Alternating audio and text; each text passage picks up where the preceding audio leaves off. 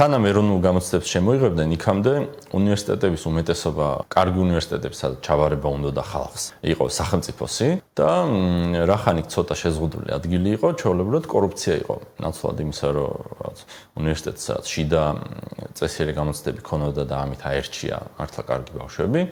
გამოცდები იყო, მაგრამ იყო ჩაწყობაც და უმეტესი ნაწილი ჩაწყობა იყო. ანუ უფასოზე მოხვედრა თუ გინდა და ბევრი ფული უნდა გადაგიხადა. ეგეც რა მარაზმია, ხო? უფასოზე თუ გინდა სწავლა, ფული უნდა გადაიხადა. მიშა მოვიდა კორუფციასთან ბრძოლის დროშით და იმისთვის რომ რაღაცნაირად უნივერსიტეტში კორუფცია აღმოეფხვრა, გადაწყვიტა რომ ამ გამოცდას უნივერსიტეტში მისაღებ გამოცდას გამოართმევდა უნივერსიტეტებს, თვითონ ჩაატარებდა პოლიციელის ზედამხედველობით და შემდეგ უნივერსიტეტებს აიძულებდა რომ ვინც მეავარჩია ისინი მიიღება. ოღონდ ეგ ყველაფერი ძალიან კარგად კი იყო ესე აღქმული და მიღებული რომ აი ახლა მართლა ნიჭიერებს იღებენ უნივერსიტეტში.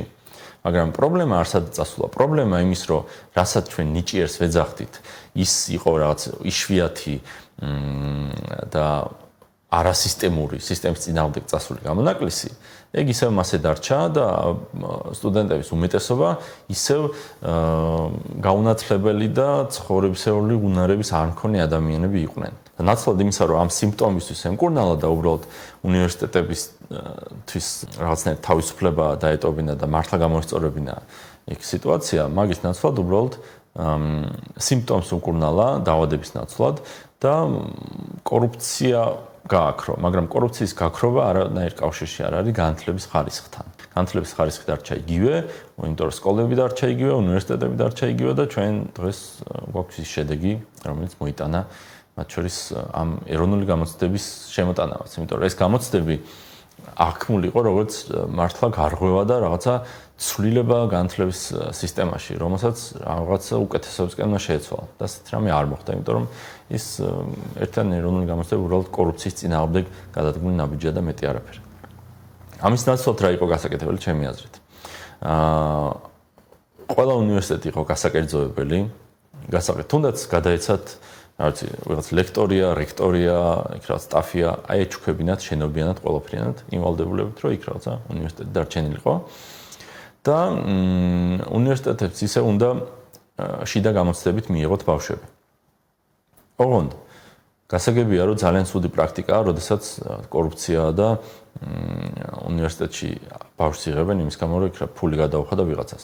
მაგრამ მაგის დაზღვევა რეალურად არ არსებობს. მაგის ერთადერთი დაზღვევა არის რეპუტაციული ზიანი.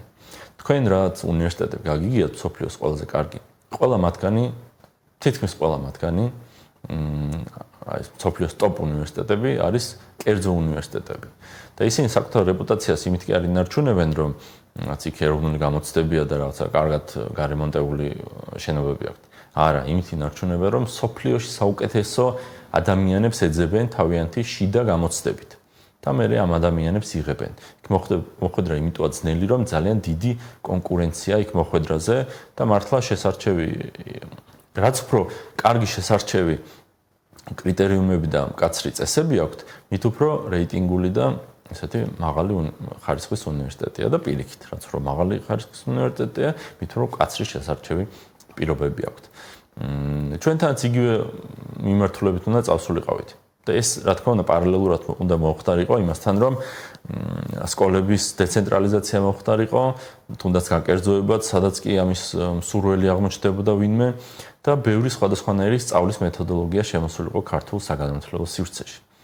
ეს გამოიწვევდა ამ სწავლის მეთოდებს შორის კონკურენციას, მალევე დავინახავდით რომელია ეფექტური, რომელია არაეფექტური, რომელ ბავშვს როგორი სწავლის მეთოდი უხდება, როგორი განმავითარო და ასე ჩვეულებრივ საბაზრო პრინციპები უნდა შემოსულიყო. და უნივერსიტეტები განკერძოებულიყო და მათ ჰქონდათ საშუალება პირადად ჩაეტარებინათ მისაღები გამოცდები და ამის მიხედვით აერჩიათ ეს მომავალი სტუდენტები. ხოლო თუ იქ კორუფცია იქნებოდა და ვიღაცები იქ მოხდებოდნენ ჩაწყობით, ეს ამას ყველა გაიგებდა ისედაც და ასეთ უნივერსიტეტებს უნდა დაეკარგათ რეპუტაცია. ეგ არის გამოსავალი. სხვა გამოსავალი არ არსებობს.